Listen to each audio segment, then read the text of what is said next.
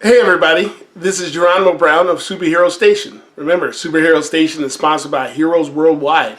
They're the monthly subscription box company that offers graphic novels, comic books, action figures, Funko Pops, and all kinds of cool collectibles. So definitely check out heroesworldwide.com. Now, this week we're going to talk about a couple of the trailers that came out. We got Justice League and Thor Ragnarok. So let's jump into Justice League first. So, we saw the trailer for Justice League, and man, oh man, does it look awesome. Now, I wasn't the biggest fan of Batman vs. Superman and Man of Steel, namely because, honestly, the characters weren't all that heroic. You know, they seemed more, concerned about the weight of the world and the responsibility and all that stuff, instead of, realizing, hey, we're godlike beings that can do pretty much anything and, just kind of having fun with that.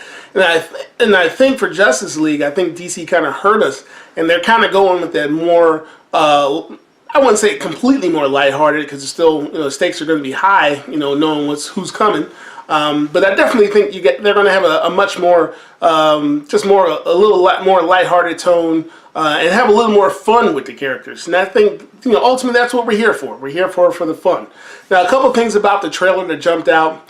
One, biggest question is, where's Big Blue? Where's Superman? Now, we saw at the end of Batman v Superman that we saw the casket shaking. Now, that casket could be anything. Could be Superman inside, could be a mother box inside, we don't know. But we do know, if Darkseid is coming, we do know that they are going to need Big Blue. They're going to need Superman to take on Darkseid. Now, Darkseid may or may not be the big baddie in this one. We definitely know we're going to get Steppenwolf.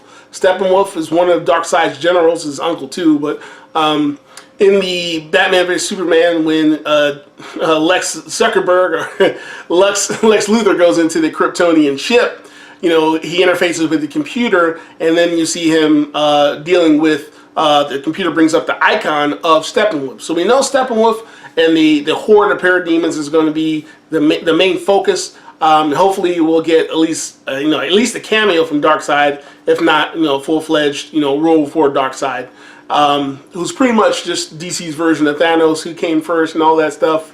I'm just a fan of both, so I love both. There was a lot of heartache over the Batman representation in Batman vs Superman, and a lot of people felt that Batman had too many guns. But with Steppenwolf and the horde of parademons, I think it's necessary that Batman have all the heavy artillery and all the gadgets that he can muster, because the fate of the world is going to be at stake, and he's going to need as much firepower as possible to take on all these guys. The one thing I didn't like was Cyborg. He looked very, very, very CGI'd up, especially when he went up in the atmosphere. He had the full face shield. Very reminiscent of Iron Man, but I think in contrast with the CGI of Marvel combined with the charisma of Robert Downey Jr., we definitely get a more grounded version of Iron Man, and the CGI looks a lot better. Now, I think it also may be the fact that the CGI for Cyborg kind of contrasts a lot with the other characters who seem to be a little more down to earth, a little more practical. I just wish Cyborg was a little more practical, just a little bit. We know there's going to be some CGI involved, but I would have definitely liked to see a little more practical effects with Cyborg. But last but not least, to me, I think Justice League is going to be an awesome, awesome movie. It comes out November 17th. I think Gal Gadot, I think she's going to steal the show. With all due respect to Linda Carter. Linda Carter is awesome. She's amazing. Gal Gadot is Wonder Woman. She definitely has put the stamp on the character. She was the best part of BVS, and I think her movie is going to be amazing. So I think Gal Gadot and Khal Drogo, Jason Momoa, I think, his crazy drunken, frat boy version of Aquaman, I think, are definitely going to be what to watch and what to look for. But all in all, I think Justice League will right definitely a lot of the wrongs, soothe a lot of the heartache a lot of the fans have with BVS and Man of Steel. So definitely looking forward to November 17th, Justice League. And when the next trailer comes out, we'll definitely, hopefully they don't show us too much more, but when the next trailers come out, we'll definitely, I'll post another video.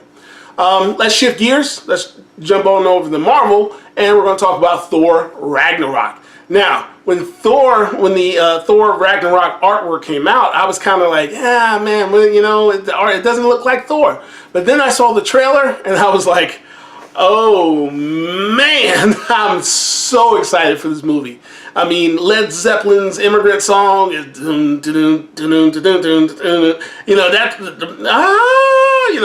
the music's going, and man, I mean, I was pumped watching this movie, and I couldn't believe it, you know. And I think they took kind of some lessons from Guardians of the Galaxy, you know, to make it a little more fun, make it a little more light-hearted, make it a little more colorful. You know, it definitely contrasts to the DC stuff.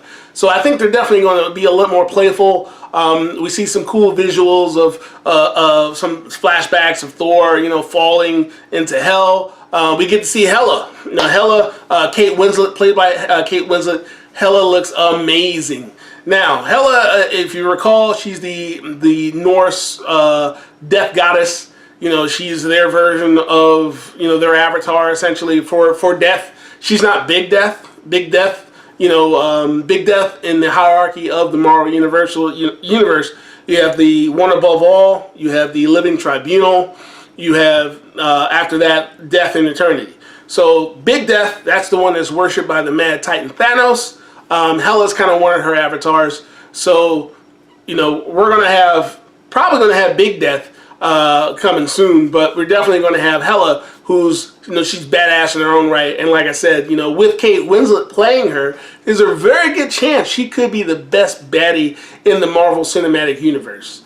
But like I said, when she's standing on the dais and she's got a full headset on, you know, they weren't ashamed to bring that comic vibe and to really show it off, and she looks amazing, absolutely amazing.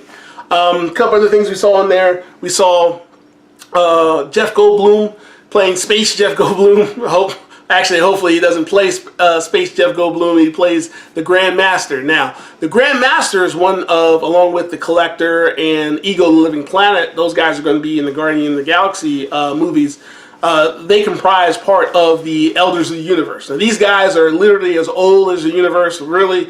Literally right after the Big Bang, they were a part of those races, and those races became extinct, and they were the last of their races, and they cut a deal with Big Death, and basically it made them immortal. So those guys are definitely going to be, you know, a force in the Marvel Cinematic Universe, and the Grand Master, played by Jeff Goldblum, he is very manipulative, very cunning, and very powerful. And so don't get it twisted. These guys, you know, they have their aims, but they're very, very powerful individuals. So hopefully, you know, we get a good showing by Jeff Goldblum, who always does a great job. We just hope he's not, you know, super neurotic, you know, Jeff Goldblum. But he's always good, always funny. Hulk. So when Thor goes into the arena, he sees Hulk. You know, you get the funny moment, you know, from work, you know. But if you look at Hulk, he's decked out in his Planet Hulk garb. And if you recall, Planet Hulk is when the Marvel Illuminati, not the real Illuminati, you know, Reed Richards, Iron Man, you know, Doctor Strange, you know, all these guys get together and ship, you know, Hulk into a ship out in the middle of nowhere, and Hulk crashes on the planet. He becomes a gladiator. He ends up fighting in the arena. He ends up deposing the king, and he gets a family, and he settles down. And spoiler alert, the ship blows up, and then he comes back to Earth with a vengeance. And I say all that to say this may be foreshadowing to some version of World War Hulk, where the Hulk comes back to Earth and he just kicks ass. He comes back with a hellified vengeance, and he stomps a mud hole in pretty much everybody. And unfortunately for the Marvel Cinematic Universe, there's no Sentry to at least be able to stand toe-to-toe with them. So hopefully we get some version of World War Hulk, because we get some version of Planet Hulk, apparently in Thor Ragnarok.